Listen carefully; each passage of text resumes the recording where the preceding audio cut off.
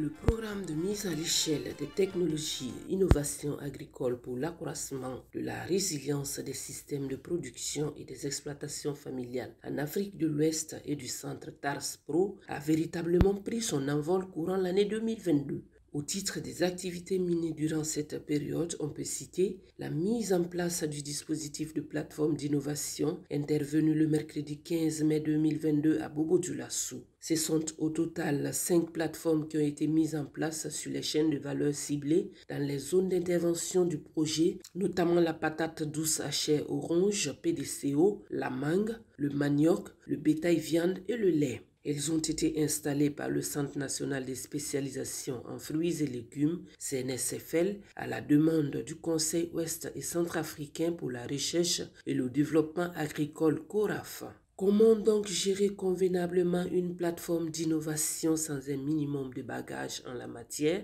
Pour répondre à cette question, il a été organisé une formation des facilitateurs de ces plateformes d'innovation sur les approches multi-acteurs pour le changement et les techniques de facilitation du 16 au 20 mai 2022.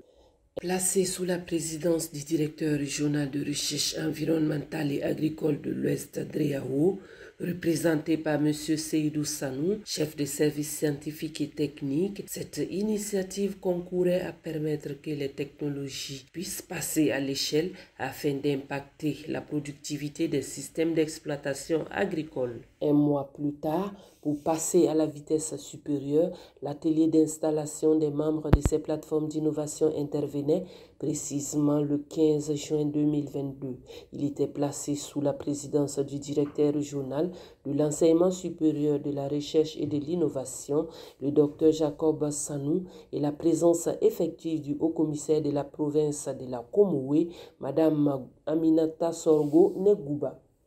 Et pour accompagner les plateformes d'innovation multi-acteurs, un parc de technologies et innovations agricoles PTIA a été mis en place sur la station de recherche de Farakouba, dont le lancement officiel est intervenu lors d'une journée porte ouverte le vendredi 28 octobre 2022. C'était sous la présidence du délégué général du Centre national de recherche scientifique et technologique CNRST, le docteur Emmanuel Nanema, et la présence effective de nombreuses autorités, dont le directeur de l'Institut de l'environnement et de recherche agricole INERA, le docteur Amidou Traoré. À cette journée ont participé plus d'une centaine de personnes composées des bénéficiaires directs, des utilisateurs des résultats de recherche, des autorités administratives et politiques, des partenaires techniques et financiers, des chercheurs et des étudiants.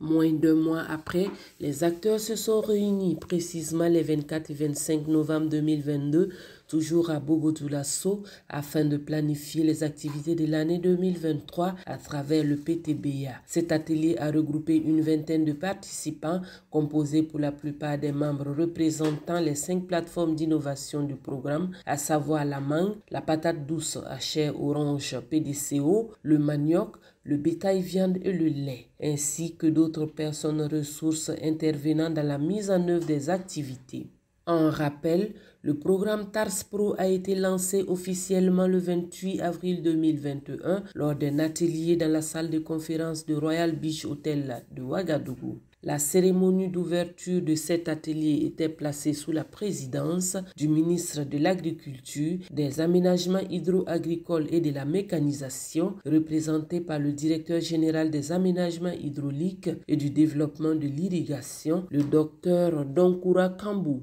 À ce jour, et au vu des activités déjà menées, on peut dire aisément que l'espoir est permis pour qu'enfin la résilience des systèmes de production et des exploitations familiales en Afrique de l'Ouest et du Centre puisse accroître comme il se doit.